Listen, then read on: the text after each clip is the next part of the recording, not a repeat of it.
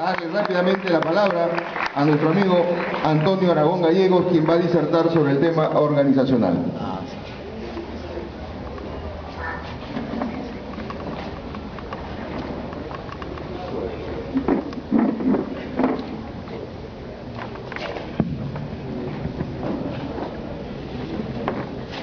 Queridos compañeros de Villa El Salvador,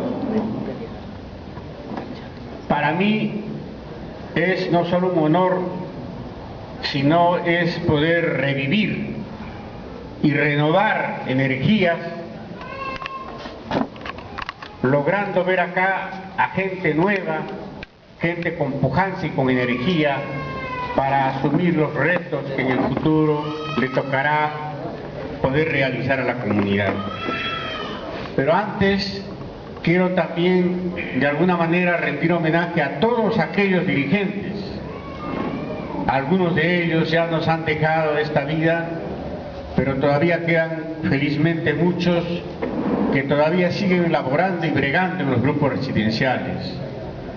Que desde los primeros días en que se reubicara casi más de 7.000 familias que habían estado en la invasión de Monterrico y Pamplona, supieron tesoneramente tratar de superar 1001 obstáculos que se tuvo.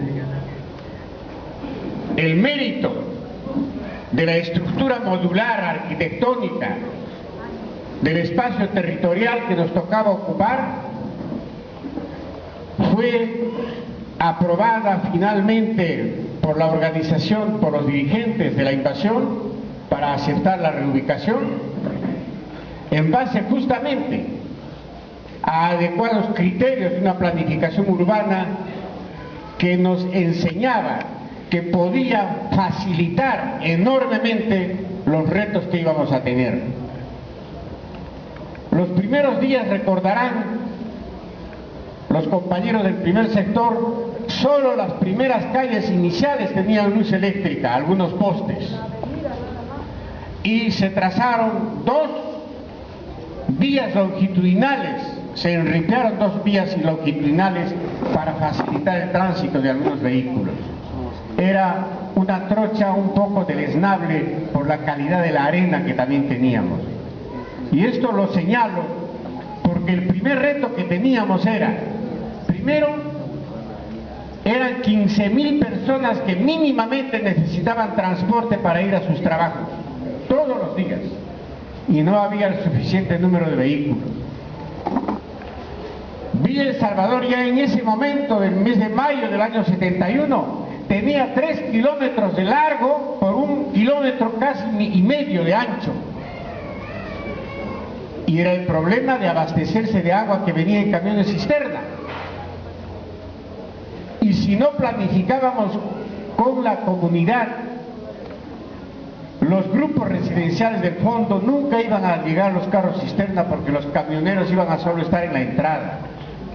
Entonces los secretarios generales o dirigentes más representativos de cada grupo residencial tenían que estar a la entrada para subirse al camión cisterna y llevar el carro que le tocaba al grupo residencial, y ahí se distribuía equitativamente el agua para que no solo estuvieran en la parte de la entrada de Villa El Salvador.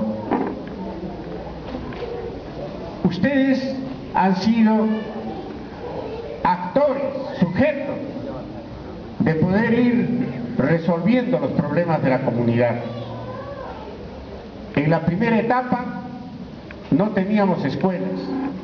Más de 2 años duró el gobierno para que pudiera poner maestros.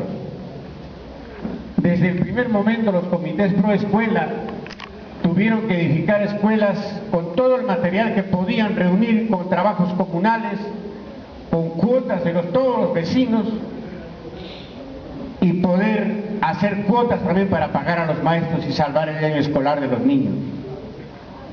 Desde el inicio tuvimos que enfrentar retos inimaginables. Todo esto nos enseñó a que era fundamental para poder superar los obstáculos, no solo tener capacidad de movilización como la invasión, ni solo tener capacidad de protesta, sino también saber planificar las acciones para ir resolviendo los pequeños y los grandes problemas.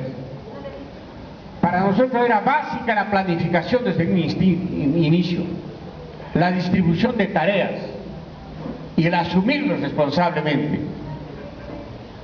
De esa manera fuimos poco a poco forjando la organización. Y no era una cosa tan sencilla cuando también, a pesar de que habían dirigentes muy claros, aquí en Villa El Salvador habían economistas, habían contadores empobrecidos porque eran gente que a veces, como ahora muchas veces hay profesionales o que están pateando latas o que están de taxistas. También en ese tiempo había crisis económica y habían aquí profesionales que a veces tenían vergüenza de decir que eran profesionales, pero en la organización empezaban a plasmar sus ideas, a poder aportar con sus mejores propósitos para poder ir mejorando la situación en cada uno de sus grupos residenciales. Pero también había contradicciones. No se olviden que ingresa SINAVOS con todos sus promotores, porque nos han dicho también, así como el arquitecto decía, que dijeron que el plano de Villa El Salvador y esta concepción modular y funcional lo habían ideado los alemanes o los cubanos o no sé quién, y nunca le daban el mérito que un peruano podía hacer esto y muchas otras cosas mejores. Igual decían que todo lo daba Velasco, que todo lo daban los militares.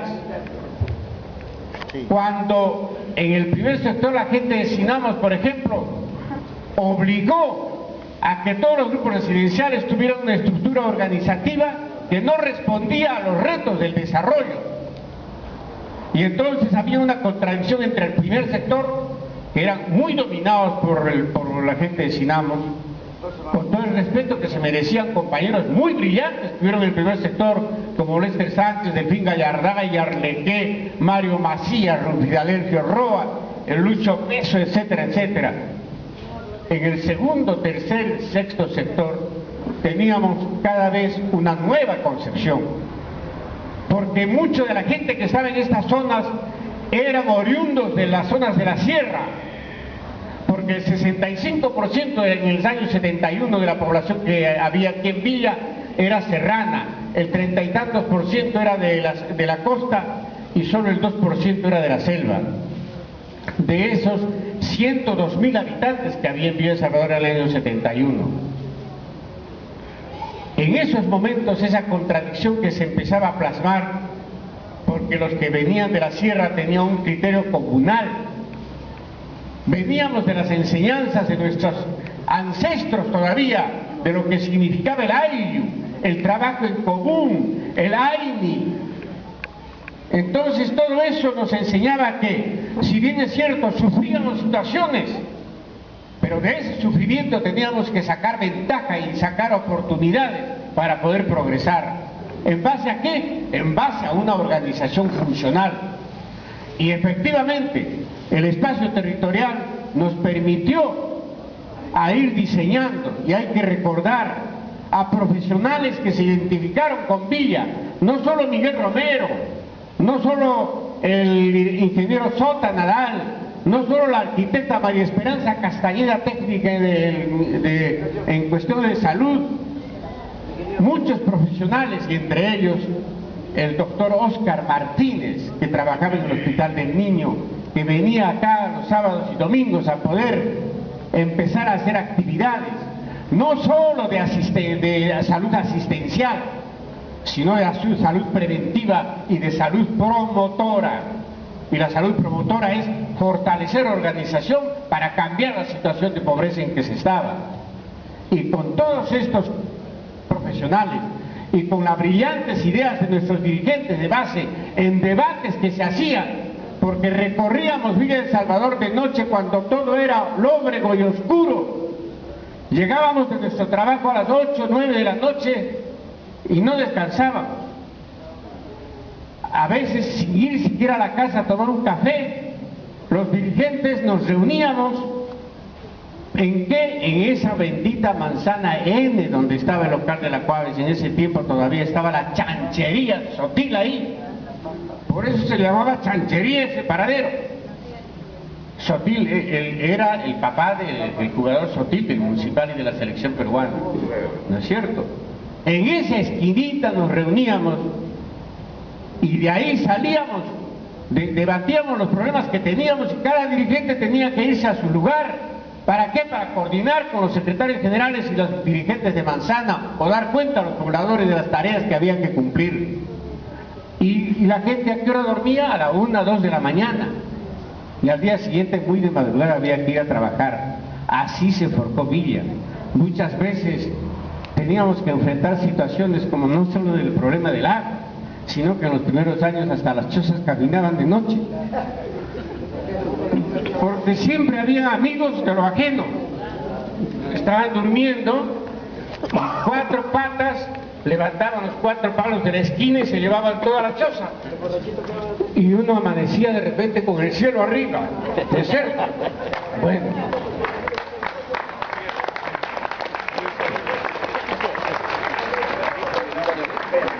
Estas anécdotas tienen que ver también con la concepción de la estructura organizativa. Sabíamos que teníamos problemas para las escuelas, sabíamos que teníamos problemas para el agua, sabíamos que teníamos problemas para el abastecimiento de alimentos, sabíamos el problema del transporte, la seguridad. Y entonces la organización tenía que responder pues a esas funciones, a esas responsabilidades. ¿Por qué? ¿El municipio de Villa María nos iba a solucionar los problemas? ¿La policía nos iba a dar resguardo? Ahora nos dan resguardo, ahora hay seguridad. No vivimos siempre en un país donde el crimen y todo sigue creciendo, el delito. En ese tiempo era igual y peor. Y entonces teníamos que, los dirigentes, pensar en que la estructura de la organización tenía que responder a las necesidades que se requería para ir mejorando nuestras condiciones de vida. Y de ese modo es que se fue estructurando 2 concepciones que respondían a 2 proyectos políticos distintos. Y no hay que tener miedo a la palabra política. La política no solo es una cosa privativa de los profesionales como son los congresistas o las gentes de los partidos o de las élites, no. La política es la acción consciente de cualquier ciudadano verdaderamente responsable. Y tenemos que pensar, porque la política es lo que determina si se hacen bien las cosas o se hacen mal. A nosotros no nos pueden decir, no, ustedes no se metan a hacer ese es asunto de los políticos. O no se metan a pensar cómo está funcionando la municipalidad, porque ese es privativo de la municipalidad, la comunidad es otra cosa, de ninguna manera. Por esa razón, es que desde ese momento, cuando se estructura la organización, en las 2 concepciones políticas hay una de carácter cooperativista, la del primer sector. ¿Quiénes la apoyaban? Sinamos. ¿Quién lo apoyaba? El reverendo padre Bambaré. En ese tiempo, los profesores que enseñaban en Fe y Alegría, algunos, seguían al pie de la letra la campaña por la cooperativa, por la estructura cooperativista, por la concepción cooperativista, que no era mala, indudablemente, era una buena concepción también, era un buen planteamiento. Pero en el segundo, tercer y sexto sector había la concepción comunal. En la primera semana del mes de julio del año 73, cuando ya maduraban estas situaciones, cuando ya se discutía de qué manera íbamos a progresar, porque no podíamos seguir en la situación en que estábamos, allí se discutió en la iglesia del primer sector, en una gran asamblea, se discutió las 2 concepciones. A mí me tocaba exponer la concepción comunal y a los otros compañeros como Delfín Gallarral, Lester Sánchez, la concepción cooperativista. Cooperativa Integral SICA se llamaba. En esa primera semana, nosotros éramos una mayoría. Los secretarios generales del segundo, tercer y sexto sector teníamos una amplia mayoría sobre los del primer sector, podíamos ganarles en la votación.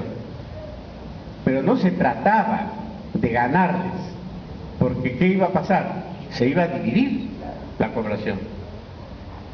Iban a quedar los del primer sector con todo el respaldo oficial, y entonces íbamos a quedar en mayoría los del segundo o tercer sector, pero con nuestra concepción sin ningún tipo de apoyo, de ningún tipo de alternativas en el futuro, o con obstáculos para el futuro, y que nos iban a satanizar. Porque ya en ese momento había una base fundamental en la discusión. La tierra, el lote, debía de tener un valor cero para nosotros, para los de la concepción comunal, porque debía de prevalecer el valor de uso por el valor de cambio. El sistema capitalista se basa en el sistema del valor de cambio. La solidaridad se basa en el valor de uso. Nacían de esas pequeñas cosas la divergencia de posiciones, digamos, de planteamientos y de programas.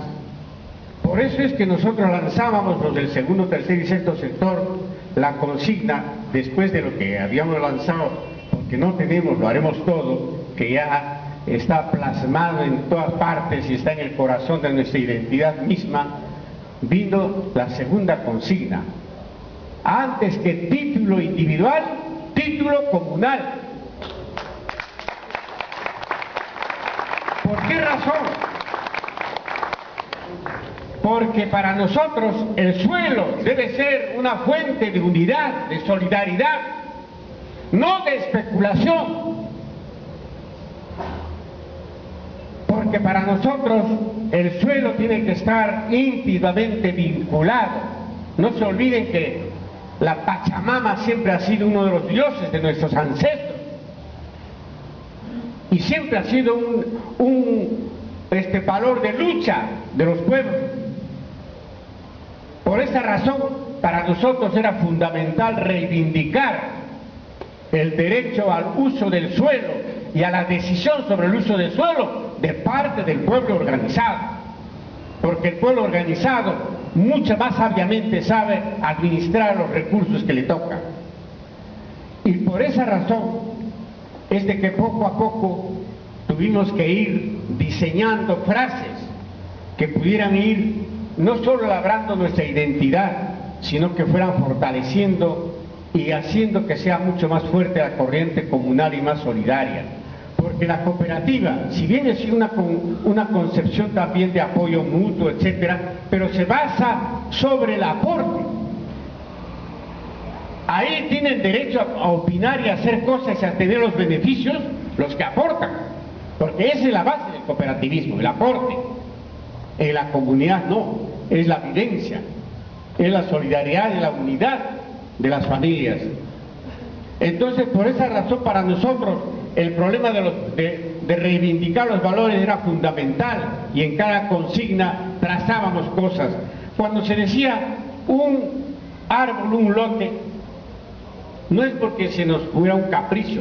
En esos tiempos el agua era un tesoro aquí en la comunidad, y decir un árbol, un lote, era para que cada uno desafiara la misma naturaleza y tratara de superar, de que no fuera solo un desierto inerte, sino que frente a la casa siquiera haya algo de verde, algo de vegetación, algo que viéramos como cuando nace un hijo y va creciendo, con todo el sacrificio que significaba un arenal como el nuestro, con una calor que absorbía cualquier humedad que pudiéramos tener, y así pudimos ir plasmando ese esfuerzo y enseñando a los niños mismos de cómo es de que se tiene que ir construyendo el futuro.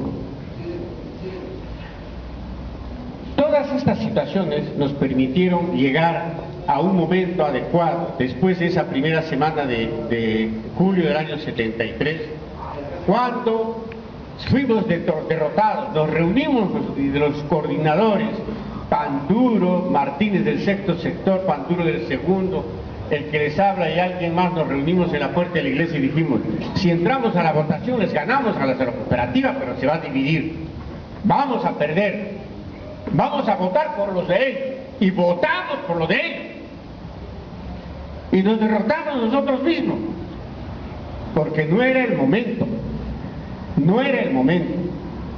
No teníamos que desesperarnos. Los que somos serranos de verdad y los que hemos visto cómo nuestros antepasados lucharon, soportaron más de 400 años de dominio colonial de los españoles, que vinieron a destruir nuestro desarrollo tecnológico, porque hasta ahora ahí están los portentos de la creación de pueblos como el nuestro, de comunidades como la nuestra, que unidos supieron con su creatividad ir mejorando su situación.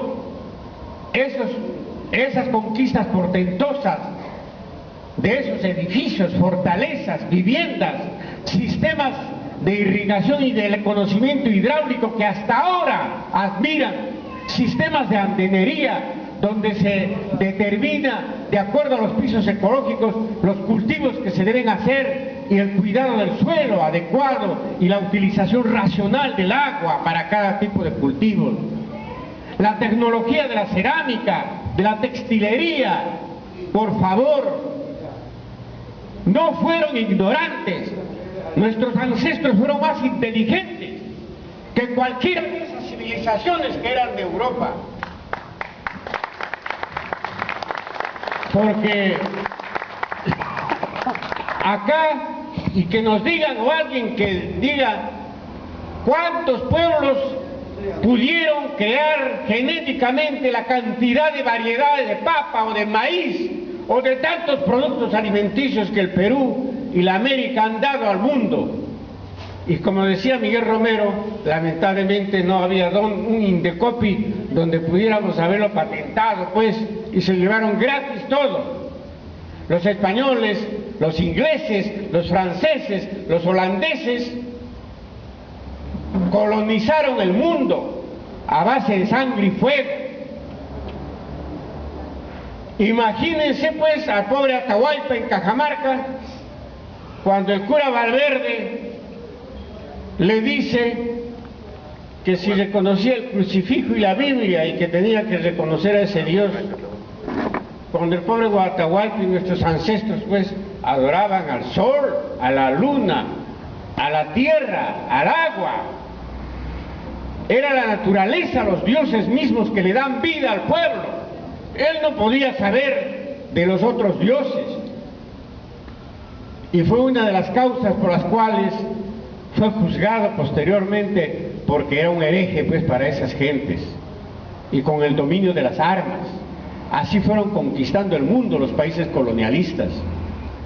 Inglaterra, ¿acaso no sembraba de fumaderos de opio a China para poder embrutecer a la más grande civilización del Asia, que era el pueblo chino, que hizo 1000 inventos?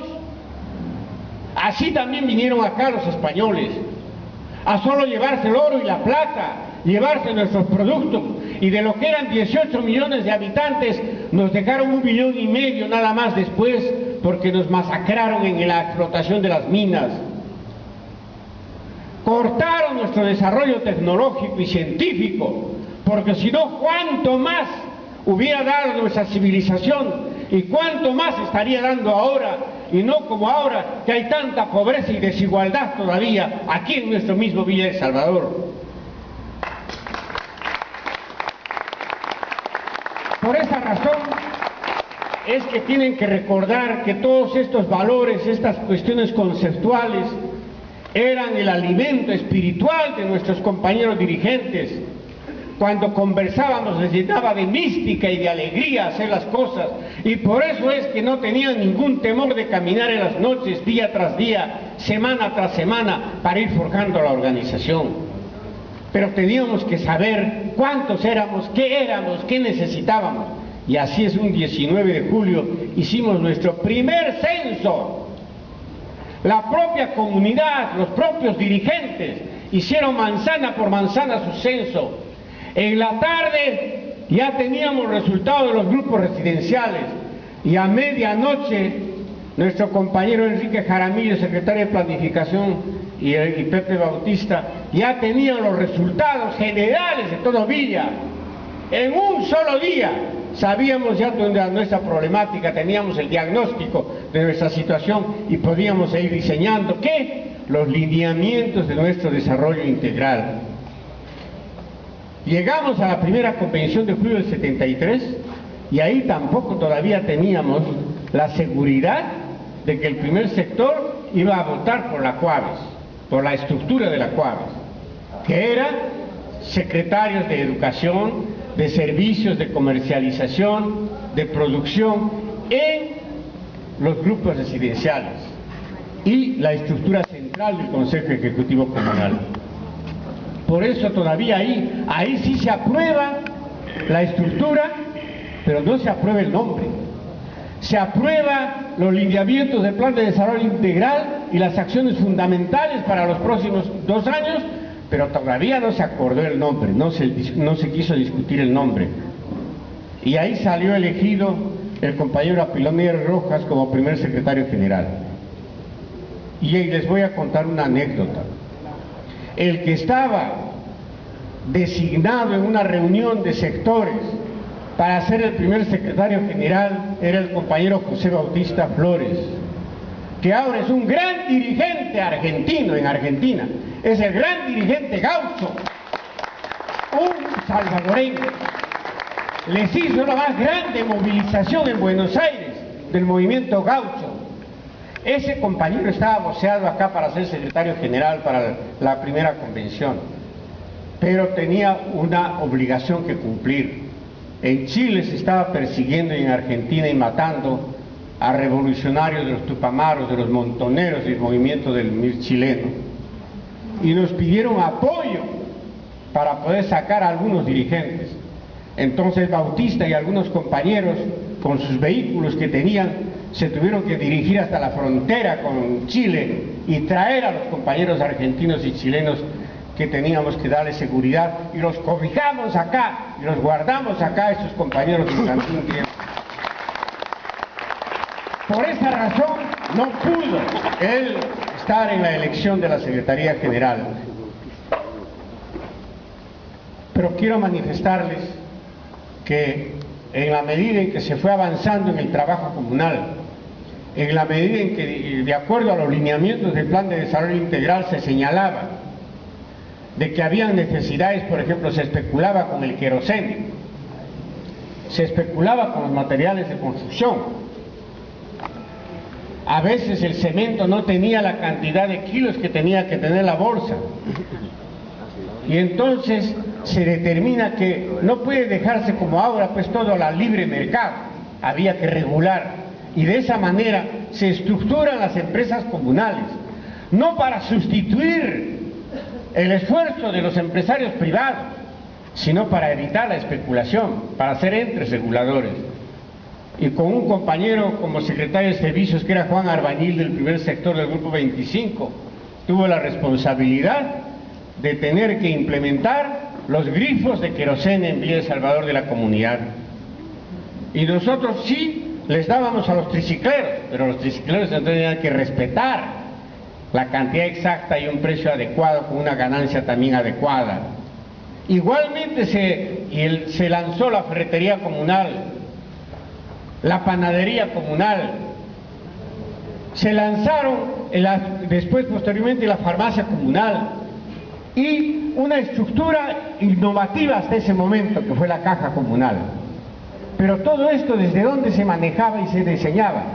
Desde la Oficina de Desarrollo de Proyectos, la ODEP, que la dirigía ¿quién? Enrique Jaramillo, que había sido Enrique Jaramillo en sus primeros años en Villa profesor de Fe y Alegría, pero antes de eso había sido policía, había sido cachaco, ¿no? Pero era un gran compañero, con una gran inteligencia y con una gran cantidad de voluntad para poder recoger la iniciativa, los consejos, las críticas y las sugerencias de la gente para ir mejorando las acciones de planificación.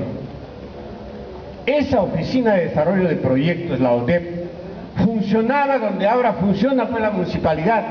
Ahí estaba el local de la ODEP.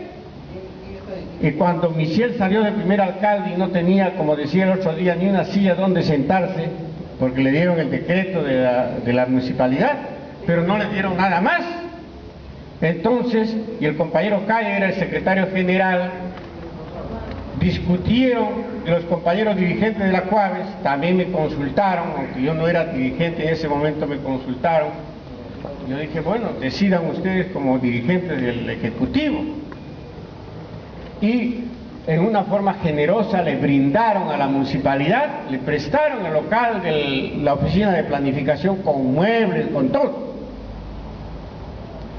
Bueno, ese es el origen de las cosas, o sea, nunca dejó la comunidad de ser solidaria, hasta en esas situaciones.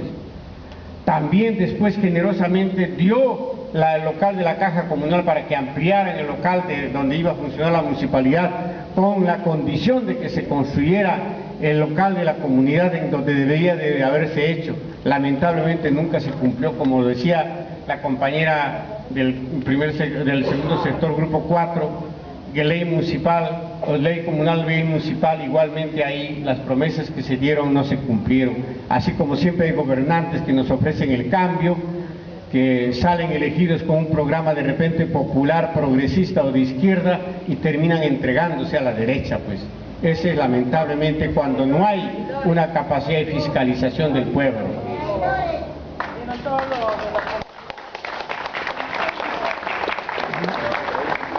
Sería largo contar anécdotas, acciones, epopeyas de dirigentes de todos los grupos. Cómo recordar a esa secretaria de salud, la compañera Irene Ortiz, por ejemplo, ya ahora anciana, muy delicada de salud, que dio su vida junto a muchas promotoras de salud. Acciones de todo tipo, pero es la comunidad la que diseña también y elabora el plan para poder poner empresas comunales, empresas de propiedad social. Y la Caja Comunal no tuvo solo una cuestión de figura o de nombre, ahí ahorraba la población su plata, pero servía ¿para qué? Para dar préstamos y generar empresas familiares. Se prestaba a los comités por escuela para que puedan ir construyendo la escuela, las aulas, mientras llegaba la plata del ministerio en fideicomiso después. Se implementó una oficina de ingeniería donde trabajaba el compañero Miguel Romero, Javier Sota Nadal, tenían su equipo de topógrafos, etcétera. ¿Para qué? Diseñaron 4 modelos de viviendas para que la gente comprara a 2,50 soles el juego de planos del modelo que querían, y dábamos nosotros asesoría técnica. Y en cada grupo residencial le señalábamos el punto de nivel. ¿Para qué? Para que no construyeran después sus casas y sus veredas en un nivel que iba a estar muy arriba o muy abajo de la futura pista alguna vez. Como se tenía planos, se sabía en qué altura iban a estar las pistas. Entonces les decía, acá está el punto de nivel, de acá para abajo no puede usted hacer nada. Ahí tiene que respetar porque ahí tiene que quedar la vereda. Entonces en cada grupo residencial habían puntos de nivel que señalaban cómo tenía que ser. Es decir, acá se diseñó una serie de actividades que pudieran facilitarle a la comunidad el poder resolver su problemática. Pero no solo pasó eso, sino que nuestra Caja Comunal apoyó también la organización de los pueblos jóvenes de Lima, la FEDEJU, de la Confederación General de Pobladores del Perú, la CGPP, apoyó la lucha de los campesinos de Huando con Sósimo Torres, para que pudieran los campesinos quedarse con la hacienda Graña. Apoyó la lucha de los cooperativistas de Caudivilla, Huacoy y Punchauca en el Valle del Chillón, y les apoyó económicamente para que pudieran levantar sus primeras producciones. Apoyó a todas las empresas que quebraban y que asumían los trabajadores, como Laboratorio Maldonado, Empresa Inca, etcétera. Los apoyamos dándoles préstamos sin intereses y cumplieron todos ellos en pagar sus deudas, pero fuimos solidarios. Es decir, nunca dejamos de pensar en el desarrollo, como no pensamos cuando hicimos el proyecto del parque industrial, pensamos en todo el Cono Sur. No era un parque, por eso llamábamos el Parque Industrial del Cono Sur. Así salió el proyecto que ideamos y que negociamos junto con COFIDE, con el Banco Mundial, para el financiamiento de la primera etapa del parque industrial. Es decir, han habido una serie de acciones que se pensaba para el desarrollo. Así como nos habíamos desvivido por el problema de la escuelita o de la distribución del agua o de que los grupos residenciales hicieran el recojo de la basura, que lo hacían eficientemente en ese tiempo, así también nos preocupábamos de los grandes problemas, no solo de nuestro desarrollo, sino de lo que tenía que ser la unión de todas las organizaciones populares. Por esa razón, yo me siento realmente, y creo que así deben sentirse como el arquitecto Romero hoy día, otros dirigentes de esos tiempos, de esas primeras etapas heroicas de nuestra vida de Salvador, deben sentirse orgullosos y alegres de ver jóvenes nuevos, con gran creatividad, y ver hijos de compañeros de Villa de Salvador, como la compañera del Grupo 4, la secretaria general, que hoy estuvo de panelista. Ver, por ejemplo, al hijo de Roel Parranzuela, de tantas luchas comunes. Verlo ahora como un nuevo planificador del futuro de nuestra comunidad. Qué alegría da eso. Y escuchar a muchos otros compañeros jóvenes con sus ideas. Y estoy seguro que una vez de que este proyecto, este planteamiento, esos lineamientos del desarrollo futuro de Villa sean conocidos como antes, manzana por manzana, grupo por grupo, porque las decisiones siempre las tomábamos desde abajo hasta arriba, no eran imposiciones de los dirigentes de arriba. Y una cosa que fue democrática y participativa fue que acá, habiendo esos estatutos, la prohibición de que un dirigente fuera reelegido en el mismo cargo, porque no creíamos que hubiera profetas eternos, porque un verdadero dirigente, un verdadero líder y un verdadero conductor no necesita a veces de un membrete ni de un cargo, lo hacen los hechos. Yo, por ejemplo, nunca fui secretario general ejecutivo. Siempre estuve con un perfil bajo, pero el principal peón de mis dirigentes cumplía lo que ellos decidían en las asambleas. Pero la idea, las concepciones, la transmisión del conocimiento era lo fundamental que nosotros decíamos. Porque así como el suelo debería tener un valor cero, un valor de uso y no un valor de cambio, así también los recursos materiales, financieros, económicos, productivos, tienen una función social. Porque si no tienen una función social, viene la especulación y viene la situación de desequilibrio. Nos decían, y en eso quiero decir algo también del arquitecto Romero, cuando él asume por primera vez el viceministerio de Vivienda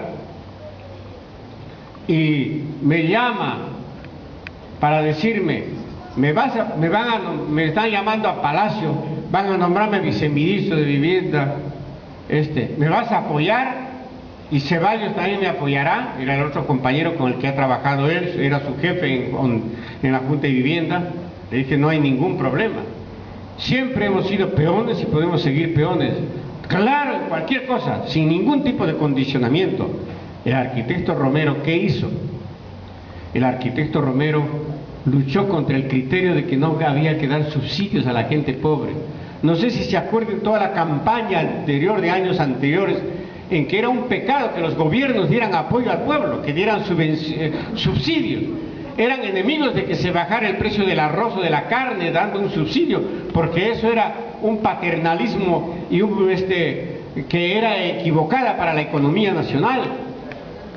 Sin embargo, él propuso el bono familiar habitacional, con el cual se daba más de 12.000 soles en ese momento para construirles techo propio a la gente que no tenía, y se les ponía agua, desagüe y un módulo de vivienda con un precio prácticamente irrisorio, y se dio subsidios a la vivienda.